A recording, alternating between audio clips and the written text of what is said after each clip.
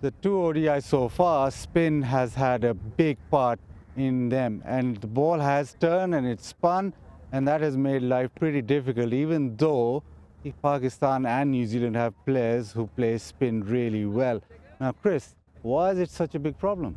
Yeah, it's been really tough, hasn't it? This wicket is really spun. And as you said, Bazit, we've got some of the best players of spin on display, and to see some of them getting bowled playing defensive shots is very unusual. You know, you're taught as a young player, try and get your foot to the ball, try and play the spin before it spins or get right back and play it after the spins. But as you can see, because the spinners can bowl so quick, it's so difficult for the players to get in line and to play it. And because the spinners are bowling fast and it's spinning so much, it's very difficult. So, 2 one-days, it's been very tough. The spinners have dominated, so how are we going to combat that?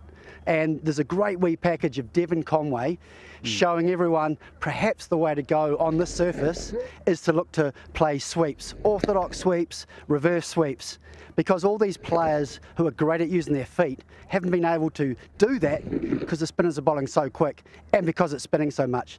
So for me, for the players to be successful on the surface, I think we're all going to have to look to sweep and reverse sweep. So let's see how that works out for them. Go out of their comfort zone. You can't really come down and take the single because, as you said, the ball is turning, but it's also turning pretty quickly. So once it does that, if you miss the length by, what, 6 inches, you're done. Absolutely, and one-day cricket is a tough game. Not only have these guys got to survive on the surface when the spinners can bowl fast and it's spinning a lot, but they've got to score, and that's been the problem. We've seen lots of dot balls. So for me, the easiest way for them to get off the mark or to rotate the strike or to score boundaries is to look to use a sweep. So I think today, from both teams, we'll see a lot more sweeping.